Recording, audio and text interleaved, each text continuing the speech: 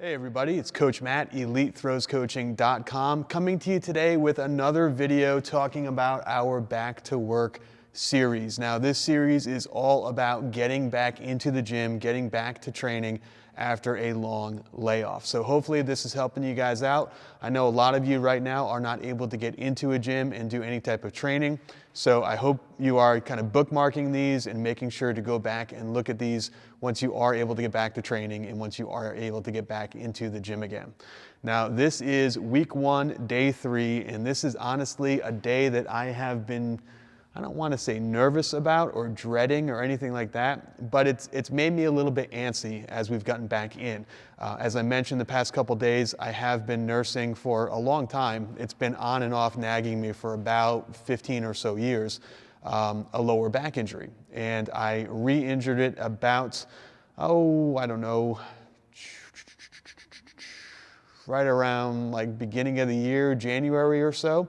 And I've been taking it really easy with the heavy weight since then. A lot of the compound movements like heavy back squats and deadlifts, I just have not done since about Christmas time, beginning of January, New Year's time. So this is a good enough week to get back into it again and to take things really slow. So the other day you saw I did squats. I'm squatting down to a heavy box. I'm limiting my range of motion. I'm limiting the weight. I'm taking it easy.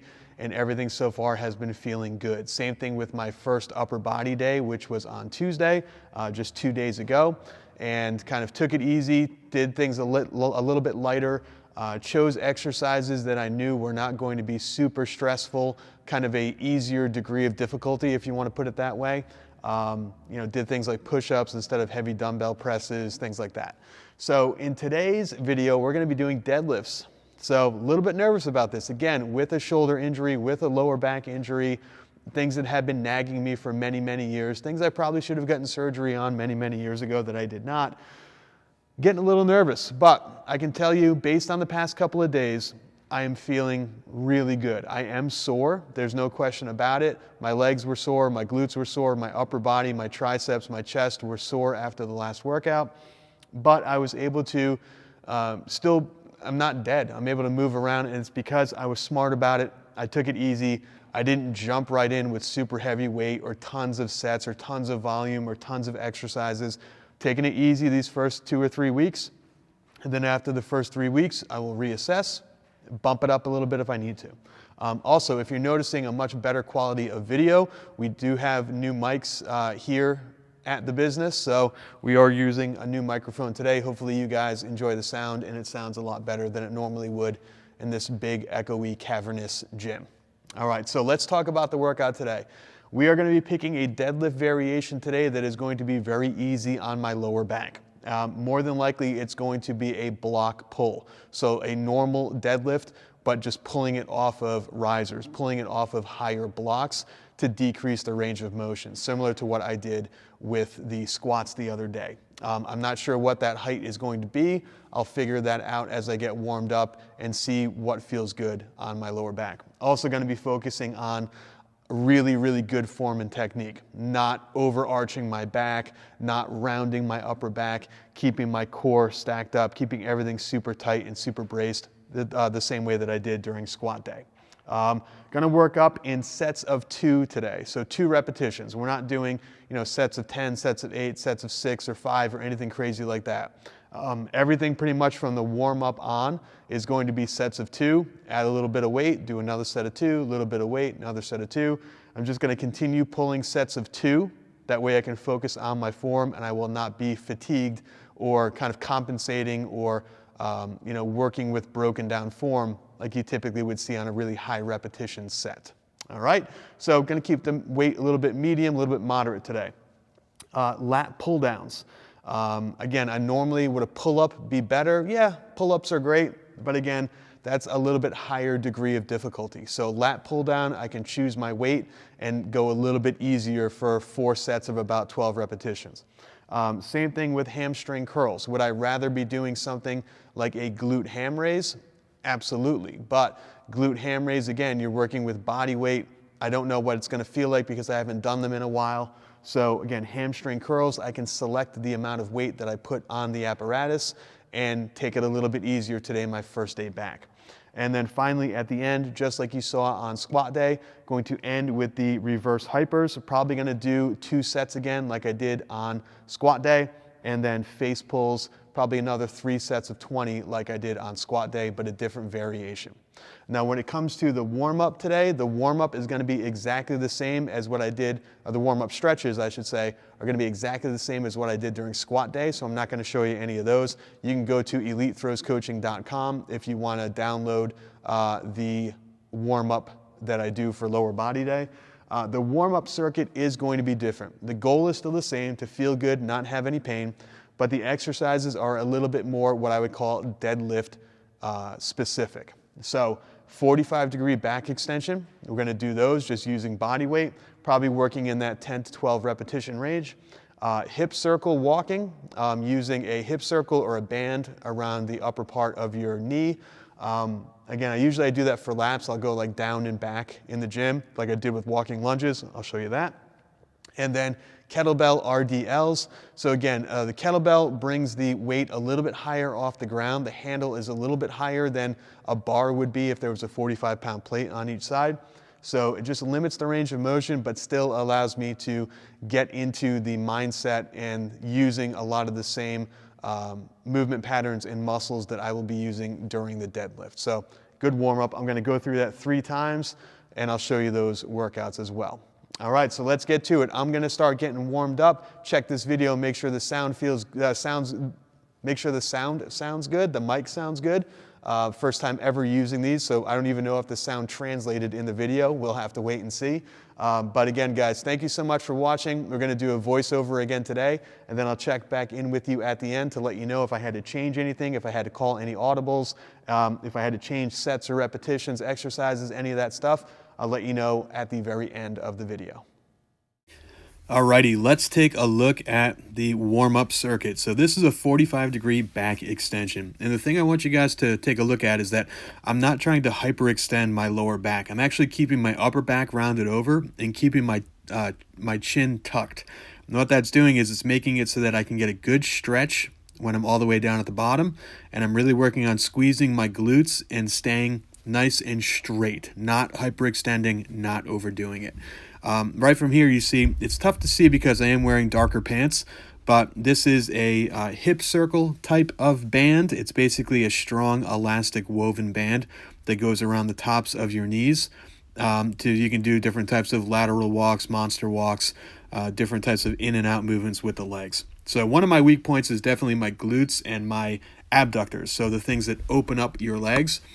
And so this is just an exercise, a way of getting a lot more volume into that movement and using those muscles a little bit more. Great for a warm-up and something I always do before deadlift day and sometimes squat day as well. And then here you see this is a Kettlebell Rdl, or not really a stiff-legged deadlift, but more of an RDL movement. The thing I really want to point out here is that I'm not lifting with my lower back. You can see, like the 45-degree extension, I'm keeping my back nice and flat. I'm not overextending my lower back. I'm really working on my hips going backwards and then squeezing my butt and pushing my hips forward. So I'm loading my hamstrings on the way back, squeezing my butt. So it's hamstrings, squeeze your butt, hamstrings, squeeze your butt, working on pushing the hips forward, not lifting with the lower back. So it's a real subtle difference, but something that you're going to see here when I get into deadlift is really important because of the way that I set up and sort of my focus on keeping pressure off my lower back. So everything I do today, I use a belt on. This is the first warm-up set. This is 135 pounds, and those boxes are 9 inches off the ground. So it's a really high box, puts the bar right below my knees. You can see here when I get set up how I sit my hips back. I get a stretch on my hamstring, and then I'm not lifting the bar with my back. I'm pushing my hips forward. I'm squeezing my butt really tight, pushing my hips forward. And that's what is actually making the bar and the weights come off of those blocks. It's the squeeze and the push. Move the camera to show you a little bit of a different angle. This is 185 for 3. So you can see the same thing from here. I'm not trying to lift with my lower back. So I'm setting my hamstrings, I'm getting a big stretch, loading my hamstrings, and then squeezing my butt really tight. Squeezing my butt really tight allows the bar to drag up my body, and my hips go into the bar. I'm not pulling the bar back. My hips are going into the bar. Same thing here. This is 225. Really working on staying nice and braced, nice and tight, getting my entire midsection filled with air, not just breathing into my lungs, but using my diaphragm to breathe. And you can see the same idea. Push the hips forward. Really push the hips forward. Get set and push the hips forward. I'm not lifting with my lower back or trying to arch. I'm pushing the hips forward. You'll see it here again. This is 275. I got lazy. I didn't take the 25s off the inside. I think this is 275. Yep, this is 275. So I just put the 45s on the outside because I got lazy. But you can see, same idea. Hips go forward. That takes all the pressure off the lower back because you're squeezing your butt and you're using your glutes to move forward instead of your lower back to pull backwards. Bang. Nice, easy, top set of 2. Probably had about another 100 pounds in me, but I stopped it right there because I didn't want to push it too much. Next is lat pull-downs. So lat pull-downs, probably a weird thing to see on a deadlift day, but I'm really not looking at this as like a muscle group. I'm looking more posterior chain. So this is going to be something for your lats, obviously a lat pull-down. We're going to do face pulls later. We already did back extensions. We're going to do, we did the deadlifts. We did RDLs. We're going to do the reverse hypers as well. So everything, and hamstring curls. So everything for the back of the body today. Something you'll see here is I'm holding onto the bar for a long time. I'm using that to stretch out my upper back and decompress my spine a little bit after deadlifts. All right, so here is the hamstring curls. It's 35 pounds on the bar. This is my first set. I went up to 45 after this. This is just what was on the bar after squat day on Monday. You can see here, nothing too fun or fancy to explain. Just really working on squeezing my hamstrings really tight every time on that concentric portion of the lift. So really extending and squeezing super hard, extending and squeezing super hard. Did 4 sets of 12 on these. Again, just really working on kind of feeling the muscle doing the work, not trying to force it up there or use a lot of body English, just letting my legs do the work. Okay, new face pull setup. So this is using a 1/2-inch band. I just looped the band through itself on top of a pull-up bar. Now you see the movement looks very similar to the rope that I used in the last video. As you pull the rope back, your hands have to spread out. In this one, as you pull the band, your hands do spread out, but that's because I'm forcing them. I'm actually being resisted by the band as I open my hands up. So I'm pulling the band back to my forehead and stretching the band open at the same time. So it is different from the rope yesterday, where the rope was really opening itself kind of on its own. I wasn't doing it, it was doing it on its own. And then here, the reverse hypers. I got an email from somebody after Monday's video wondering why I let my legs swing all the way under. If you notice, my legs aren't swinging all the way under. I'm actually stopping them on purpose when they're pointing down at the floor. So that's really the point here, is to not let the legs swing all the way under. Use your hamstrings and glutes to stop your legs from swinging, and then use your glutes and lower back to lift up.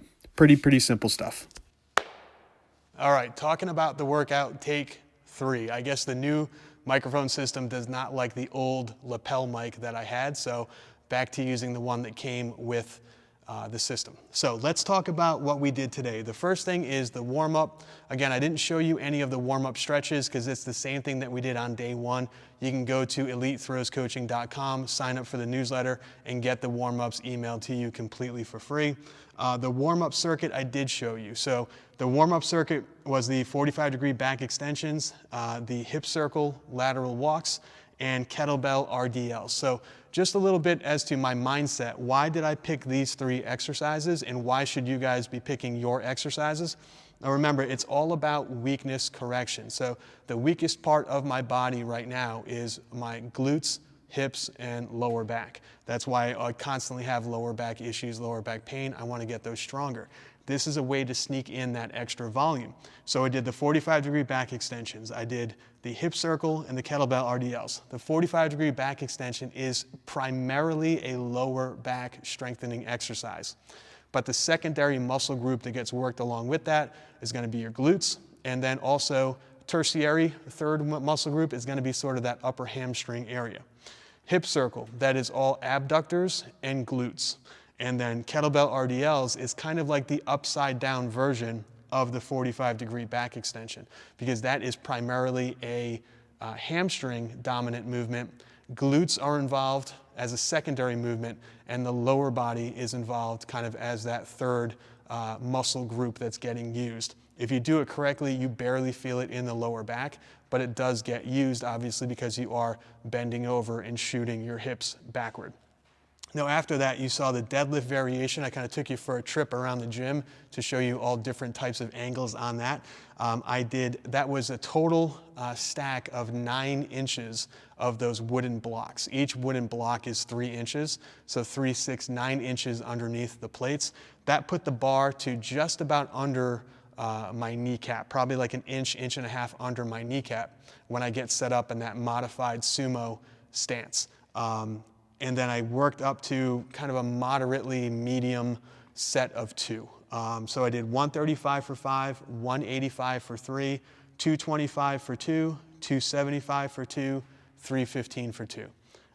Was there more than 315 in the tank? Absolutely. I probably could have gone at least 405, if not heavier today, if I really pushed it.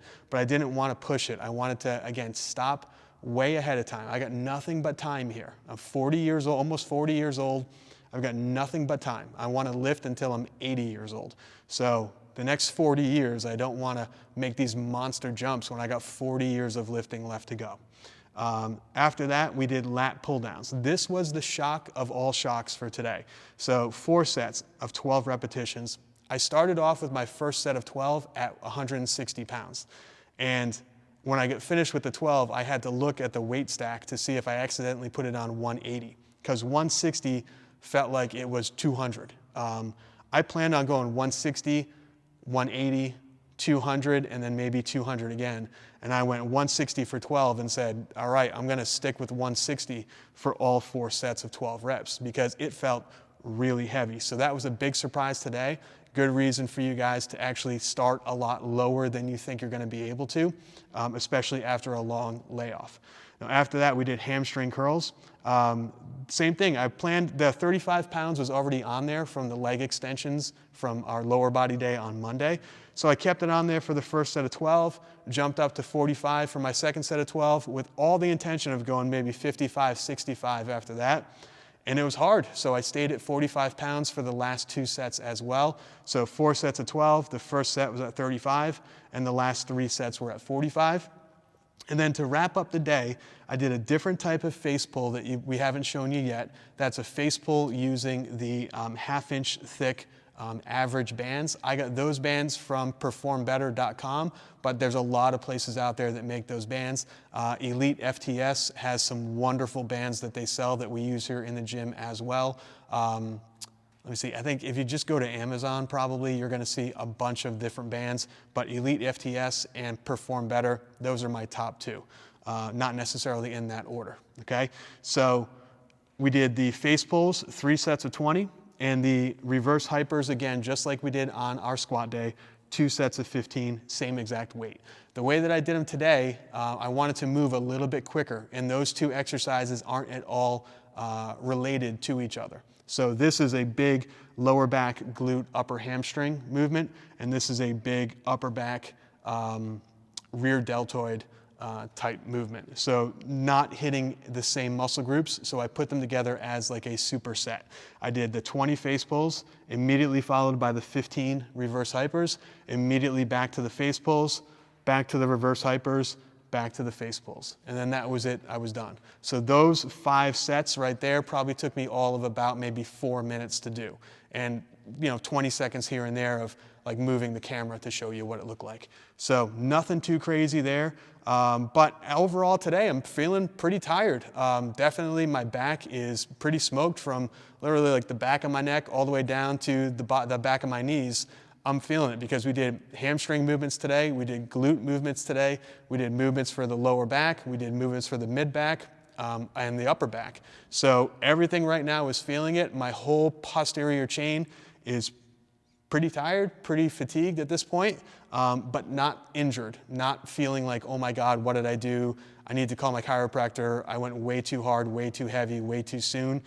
I think everything was a really good mixture of exercises, and I'm walking out of here feeling great. Tomorrow, we're gonna do upper body day again, a lot more overhead work, some more tricep stuff, some more bicep stuff, and deltoid type work, a lot more physical therapy type stuff for my shoulder. So make sure you stay tuned for that. All right, that's about it from here. Make sure to give this video a like and subscribe to the channel. Click that notification bell to make sure you get all of our notifications. We do a lot of things on here right now. We are doing a lot more video analysis here on YouTube. And now with the wireless mic system, I'm gonna be able to show you a lot more throwing drills because I can get far away from the camera and you'll still be able to hear me. All right, guys, thank you so much for checking this out, and I will talk to you all tomorrow.